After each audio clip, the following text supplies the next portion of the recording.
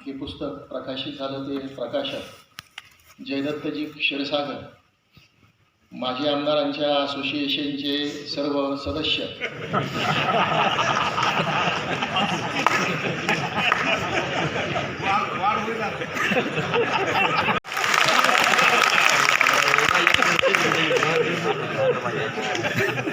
Association हे अक्षय हे वाढतच जाणार, व्यासपीठावरील सर्व मान्यवर आणि या समारंभासाठी उपस्थित असणाऱ्या बंधू भगिनी, महाराष्ट्रानं समाजसुधारकांची आणि क्रांतिकारकांची लक्षणीय अशी संख्या पाहिलेली आहे. महाराष्ट्रामध्ये सहजगत्या फाशी गळ्याभोवती आलेली असताना सुद्धा तिला पत्करून हसत हसत फासावरती जे चढलेले असे कितीतरी विराटने आणि क्रांतिकारक महाराष्ट्रानं पाहिलेले आहेत. प्रत्येक जिल्ह्यामध्ये अशी अनेक समाजसुधारक झाले आहेत की ज्यांनी स्वतःच्या कुटुंबाकडं लक्ष न देता या समाजासाठी स्वतःचं जीवन समर्पित केलं आणि ते आजही अंधारामध्ये आहेत, अज्ञात दशेमध्ये आहेत. अशा काही समाजसुधारकांना लोकांच्या समोर आणण्याचं काम करायला हवं होतं. ते काम आमचे राजकुमार कदम यांनी केलेलं आहे. त्यामुळं मी त्यांचं मनापासून कौतुक करतो. कारण बलभीमराव कदम यांचं कार्य या अज्ञात दशेमध्ये होतं. मी बलभीम महाविद्यालयाचा विद्यार्थी, त्या काळामध्ये बलभीम या शब्दाभोवती मी माझ्या मनाची गुंफण करत होतो. माळवेस मार्गे धोबीपुरा, बलभीम चौक ते बलभीम महाविद्यालय असा आमचा जाण्याचा रस्ता असायचा आणि आम्हा विद्यार्थ्यांच्या दृष्टीनं धोंडीपुरा हा काश्मीर असल्यामुळे धोंडीपुराशिवाय दुसरीकडून जायचं नाही असं आम्ही ठरवलेलं असायचं. महाविद्यालयामध्ये गेल्यानंतर मनामध्ये एक विचार यायचा की बलभीम हा शब्द आला कशावरून, म्हणजे या महाविद्यालयाला बलभीम हे नाव आलं कशावरून, बलभीम चौकाला हे नाव आलं कशावरून. त्यावेळेस एक मनामध्ये जिज्ञासा असायची, परंतु प्रौढांना विचारायची सोय नसायची, म्हणून आम्ही ते विचारत नव्हतो. पण नंतर मी विद्यार्थी संसदेचा अध्यक्ष झालो आणि प्राचार्यांच्या दालनामध्ये जाण्याची वारंवार संधी मला मिळू लागली. त्यावेळेस प्राचार्य बी शिंदे सर होते, नंतर ते लोकसेवा आयोगाचे अध्यक्षही झाले. आणि मग त्या भिंतीवरती अशी एक तसबीर लटकलेली असायची आणि त्या खाली बलभीमराव कदम असा नामोल्लेख असायचा. त्यानंतर मग मी मनाशी कायास केला की बहुतेक यांच्याच नावावरून बलभीम महाविद्यालय आणि बलभीम चौक हे नाव आलं असावं आणि ते खरंही होतं. परवा त्यांचे नातू आणि माझे स्नेही दिनकरराव कदम माझ्याकडे आले आणि त्यांनी विनंती केली की असा प्रकाशन सोहळा आहे आणि आपण यावं. मी म्हटलं काही हरकत नाही. आमचे कॉमन मित्र आहेत, त्यांनी सांगितलं की अमुकांच्या हस्ते प्रकाशन सोहळा आहे, त्यामुळे तुम्हाला काही अडचण आहे का? अडचण असं काही कारण नाही. राजकारणात अस्पृश्यता मी मानत नाही. बलभीमराव कदम हे अस्पृश्यता मानत नव्हते, त्यांचाच अनुयायी मी असल्यामुळं राजकारणामध्ये मी अस्पृश्यता मानत नाही आणि म्हणून या समारंभाला मी आलो. आता या पुस्तकाची, कारण अभिप्रायासाठी सर माझ्याकडे या अगोदरच पुस्तक येऊन गेलेले, त्यामुळे हे पुस्तक मी 2 वेळेस वाचलेलं आहे. म्हणजे आपल्या साक्षीनं सांगायला हरकत नाही की पुस्तक ज्यांनी कोणी वाचलं असेल त्यापैकी मी एक वाचक आहे हे आपल्यासाठी नमूद करतो.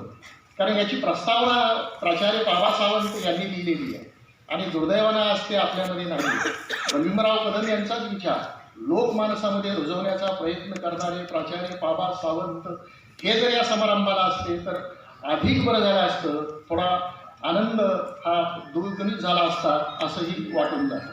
आणि म्हणून मी सगळ्यांच्या वतीनं त्यांनाही आदरांजली अर्पण करतो की भौतिक सुविधा उपलब्ध नसतानाही ग्रामीण भागामध्ये जाऊन लोकांचं प्रबोधन करणं आणि शिक्षणाशिवाय आता पर्याय उरलेला नाही, अडाणी जो समाज आहे त्याला जागृत करण्याचा प्रयत्न करणं हे त्या काळामध्ये फार अवघड काम होतं. ते काम माननीय तत्कालीन बलभीमराव कदम यांनी केलं. आता या पुस्तकामध्ये बलभीमराव कदम आणि कुटुंबाचा इतिहासही आलेला आहे की बलभीमराव कदम हे नेमके कुठले, तर ते तुळजापूरचे.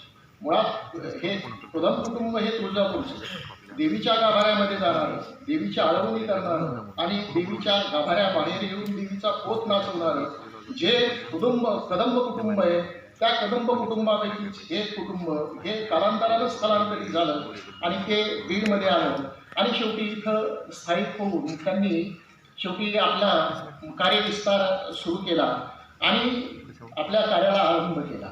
म्हणजे बलभीमराव कदम हे उस्मानिया विद्यापीठाचे स्कॉलर, एका अर्थानं अत्यंत जिनियस असं व्यक्तिमत्व. आणि त्या उस्मानिया विद्यापीठाची पदवी संपादन केल्यानंतर, म्हणजे कायद्याची पदवी संपादन केल्यानंतर ते बीडला आले आणि बीडला आल्यानंतर अंगावरती काळा कोट घालून ग्रामीण भागामधले जे आशिर आहेत त्यांची बाजू मांडण्याचा प्रामाणिक प्रयत्न न्यायदेवतेसमोर केला. म्हणून त्यांच्या अवतीभोवती लोकांचा गराडा येऊ लागला आणि लोकांचं मोहोळ असं जमू लागलं आणि ते लोकांमध्ये लोकप्रिय झाले. आता त्यामुळेच त्यांनी 1934 साली या शिक्षण प्रसारक मंडळाची स्थापना केली आणि या शिक्षण प्रसारक मंडळाच्या स्थापनेमधून त्यांनी शिक्षणाचा विस्तारही केला. मराठवाडा हा तेव्हा निजाम स्टेट म्हणून गणला जात होता. मराठवाड्यातल्या ग्रामीण भागामध्ये जे अज्ञानी जीव होते त्यांना शेवटी साक्षर करण्याचा प्रयत्न करणं आणि त्यांच्या मनावरती शिक्षणाचा विचार रुजवणं, शिक्षणाचे दूध हे सर्वसामान्यांच्या ओठावरती पडलं पाहिजे आणि जो अडाणी समाज आहे तो बाहेर आला पाहिजे, स्वतःचा विचार त्यानं केला पाहिजे. हा विचार त्या काळामध्ये बलभीमराव कदम हे करत होते. हा एका अर्थानं अतिशय क्रांतिकारक असा विचार होता.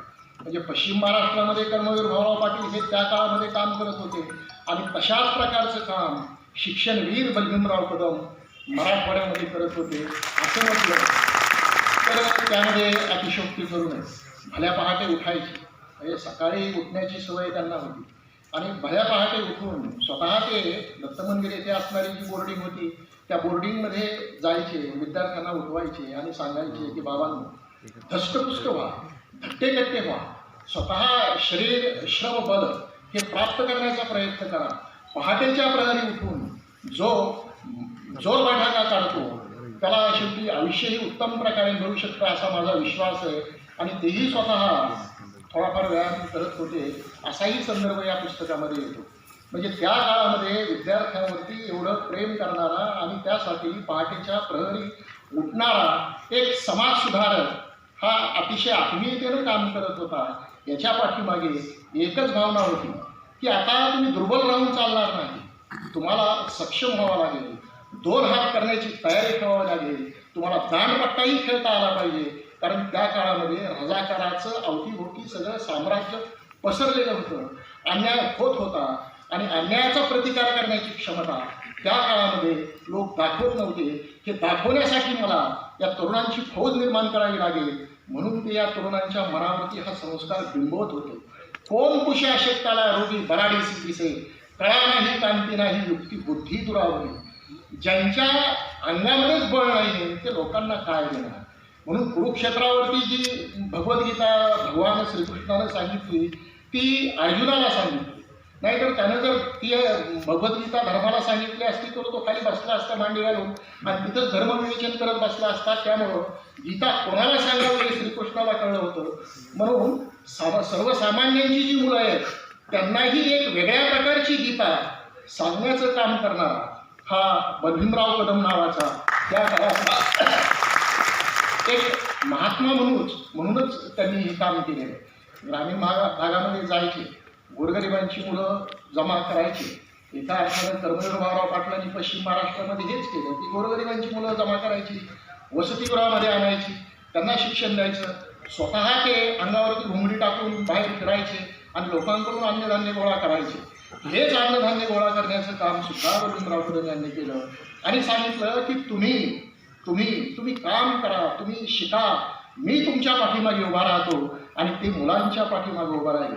दांडे सरांनी या अगोदर उल्लेख केलेलाच आहे की बलभीम या दांडेगल्लीमध्ये त्यांच्या त्या तालमीमध्ये ते जायचे. विद्यार्थ्यांना त्या काळातल्या त्या मुलांना ते तालमीचे आणि कुस्तीचे धडे द्यायचे. म्हणजे कुस्तीचे धडे देण्यासाठी स्वतःला कुस्ती येणं आवश्यक होतं. ते उत्तम कुस्तीगीर सुद्धा होते. म्हणून त्यांच्याच गल्लीमधल्या भीमराव धांडे नावाच्या एका गृहस्थाला ज्यावेळेस तो धांडे सर पंजाबचे एक पैलवान होते, त्यांचा पराभव त्यांनी केला तर त्यांना बक्षीस पारितोषिक तर दिलंच, परंतु त्यांना पैगंबर ही पदवी सुद्धा बहाल त्यांनी केली. म्हणजे इतकं प्रोत्साहन देणं आणि त्याच्या पाठीमागं उभा राहणं हे काम साधं नसतं. त्यासाठी मनाचा मोठेपणा असणं आवश्यक आहे. हा मनाचा मोठेपणा त्यांच्याकडे होता. चोखामेळा वसतिगृह दलित बांधवांना तुम्ही उभा करा, मी तुमच्या पाठीमागं उभा राहतो. तुम्हाला चोखामेळा वसतिगृहासाठी लागणारं, बोर्डिंगसाठी लागणारं अन्नधान्य मी तुम्हाला देतो. त्यांनी स्वतः ते गोळा केलं आणि त्या चोखामेळा गल्लीमध्ये वसतिगृहामध्ये राहणाऱ्या विद्यार्थ्यांचं संगोपन आणि पालन करण्याचा प्रयत्न त्यांनी केला. हा प्रयत्न हा प्रामाणिकपणे केला. त्यामध्ये कुठेही असा धंपकपणा नव्हता. त्यामध्ये तगमग होती, तळमळ होती, आंतरिक जिव्हाळा होता. हा आंतरिक जिव्हाळा असल्याशिवाय हे होणं शक्य नाही. आणि म्हणून शेवटी अभ्यासाच्या वाटेने ते गेले. कोण कुसे आशेक्ताला रोगी भरावीची दिसे असं म्हणतच ते सांगितलं की अभ्यासे प्रकट व्हावे, प्रकट होऊनी नासावे बरे नव्हे. म्हणजे ज्यांना पुढे जायचं असेल तर त्यांनी अभ्यासाचीच वाट वैवाटली पाहिजे. असाध्य ते साध्य करिता सायाचं, कारण अभ्यास तुकारामांचाच विचार एका वेगळ्या अर्थानं ते सांगत होते. त्यांची स्वतःची अशी ग्रंथसंपदा होती. त्या ग्रंथालयामध्ये तासनतास ते बसत असत, टिपणं काढत असत आणि रोजनिशी सुद्धा लिहित असत. त्या रोजनिशी लिहिल्यानंतर, विचार केल्यानंतर आपल्या सहकाऱ्यांच्या सोबत काही तास बसणे, त्यांच्याबरोबर चर्चा करणे आणि समाजामध्ये जी काय अस्पृश्यताचा कलंक लागलेला आहे हा पुसून काढण्याचा प्रामाणिकपणे आपण प्रयत्न केला पाहिजे, हा विचार ते आपल्या सहकाऱ्यांच्या मनावरती बिंबवत होते. आणि त्याचाच परिणाम म्हणून डॉक्टर नातूंच्या वाड्यामध्ये, डॉक्टर नातू हे आयुर्वेदाचे त्या काळातले डॉक्टर होते, त्यांच्याच पुढाकारानं आणि यांच्या सहकार्यानं अस्पृश्यांच्या बरोबर सहभोजनाचा कार्यक्रम सुद्धा त्यांनी घेतला. याचा अर्थ असा की जो मानवयाचा कलंक आहे तो पुसून टाकण्याचा प्रयत्न प्रामाणिकपणे त्यांनी केलेला दिसतो. आणि याच्याही पलीकडे जाऊन शेतकऱ्याविषयीचं त्यांचं स्पष्ट मत होतं की शेतकरी हा अतिशय काबाड कष्ट करणार आहे, परंतु त्याच्या हातामध्ये काहीही पडत नाही. सावकार येतात, मुलायम हाताने सगळं खळं लुटून घेऊन जातात, उघड्या डोळ्यांनी बाळाबापडे बघत राहतात, काहीही करता येत नाही कारण कर्ज घेतलेलं असतं. कर्जाच्या बाबतीमध्ये त्यांनी एक दृष्टांत दिलेला आहे, तो अत्यंत महत्त्वाचा आहे. म्हणजे मी माझ्या आयुष्यामध्ये जी काही 4-2 पुस्तकं वाचली असतील त्यामध्ये कुठेही हा दृष्टांत मला आढळलेला नाही. आणि म्हणून बलभीमराव कदम यांच्या मुखामधून आलेला दृष्टांत अत्यंत महत्त्वाचा आहे. ते असं म्हणतात की कर्ज हे उंटाचं पिल्लू आहे, हळूच घरात घुसतं आणि भिंत पायावरून बाहेर पडतं.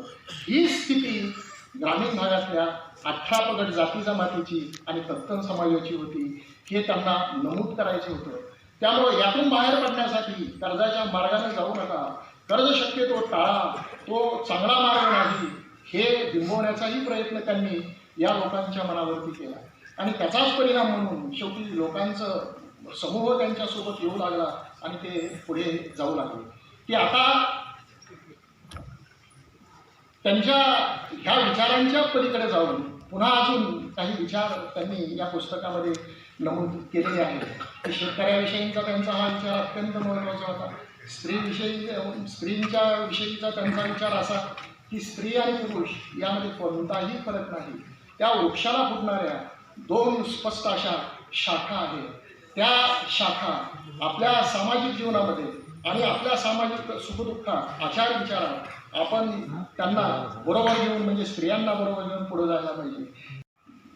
2 पिलांना जन्म देणाऱ्या शेळीचा राहिला नाही, हेही स्त्रियांविषयीचे त्यांचे विचार या पुस्तकामध्ये पाहायला मिळतात. मी वाचले म्हणून माझ्या लक्षात राहिले.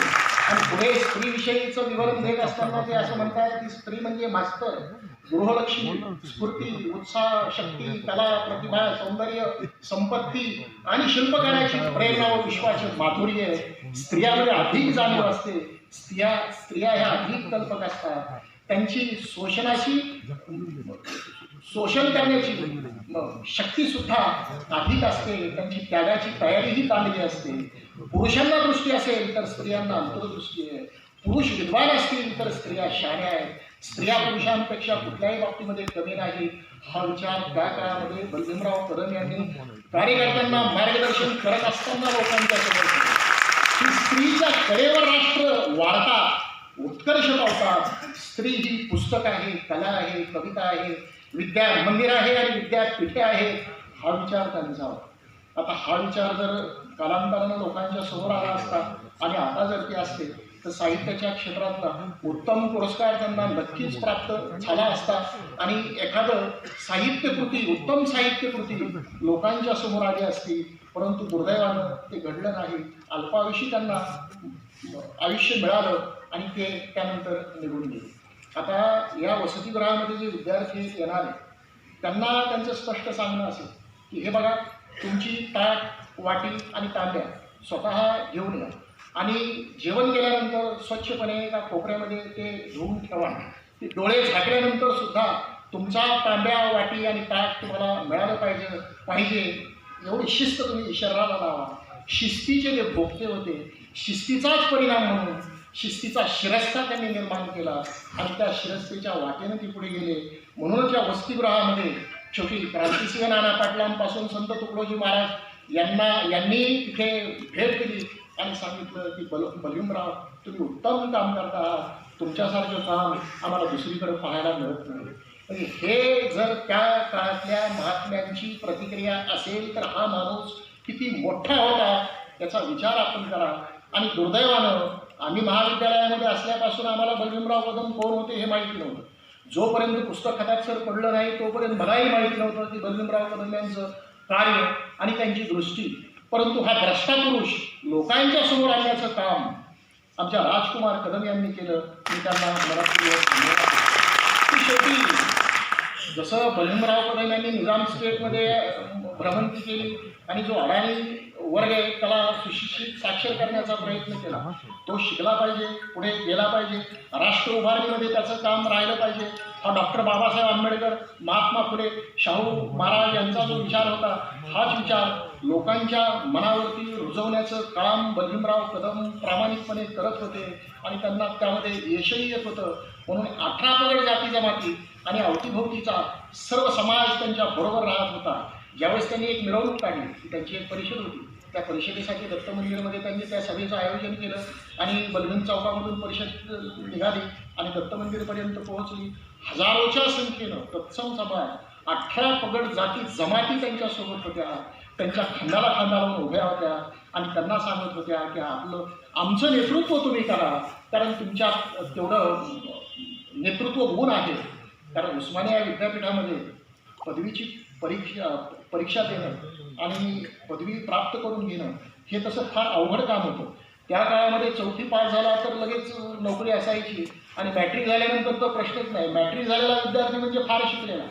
त्यामुळं बलवीनराव कदम हैदराबादला जातात, उस्मानिया विद्यापीठामध्ये पदवी घेतात, म्हणजे कायद्याची पदवी घेतात, तासनतास ग्रंथालयामध्ये जाऊन अभ्यास करतात आणि शेवटी या लोकांच्या उत्कर्षासाठी शिकत असतानाच सोफा बिल्डिंग जी बोर्डिंग आहे या बोर्डिंगच्या कार्यकर्त्यांना त्यांनी मदत केली आणि शिकत असतानाच बोर्डिंगची स्थापना त्यांनी केलेली आहे. म्हणजे विद्यार्थी दशेमध्ये आम्ही ज्यावेळेस उराडक्या करत होतो या काळामध्ये त्यांना ही दृष्टी असावी. याचा अर्थ असा की या माणसाचं वाचन मोठं असावं, वाचनाचा आवाका दांडगा असावा आणि वाचनाशिवाय हे शक्य होत नाही हे सहज लक्षात येतं.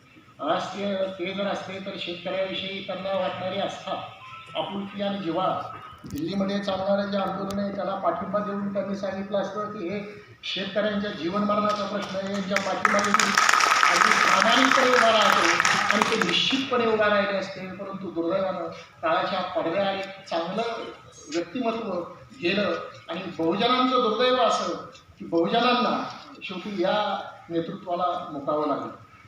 डांगे सरांनी दिनकरराव कदम यांच्याकडून जी अपेक्षा व्यक्त केलेली आहे त्यामुळे आता रात्री दिनकरराव कदम झोपतील की नाही हे मला शंका आहे. नको त्या अपेक्षा व्यक्त केल्या, रेडिओवरती पडल्या त्या पूर्ण कशा कराव्यात या विपंचनेमध्ये झोप ती मोड होते आणि झोप लागत नाही. त्यामुळे त्यांना झोप लागणार नाही, परंतु ज्यांना झोप लागेल त्यांच्या झोपेसाठी मी मनपूर्वक शुभेच्छा देतो. आणि पुन्हा एकदा राजकुमार कदम यांना मनपूर्वक फक्त 1-2 गोष्टी या पुस्तकामध्ये त्याचं स्पष्ट विवरण येत नाही ते असं की बलवीनराव कदम यांचं 32व्या वर्षी निधन झालं. 1944ला त्यांचा स्वर्गवास झाला, ते अनंताला निघून गेले. 1912ची त्यांचा जन्म, परंतु निधन कसं झालं याविषयी मी अजूनही विचार करतो. त्यावेळेस निधनाविषयीची स्पष्टता ही येत नाही. त्यामुळे पुढील पुस्तकात पुढील आवृत्तीमध्ये ते विवरण जर आलं तर अधिक चांगलं होईल एवढंच सांगतो आणि थांबतो.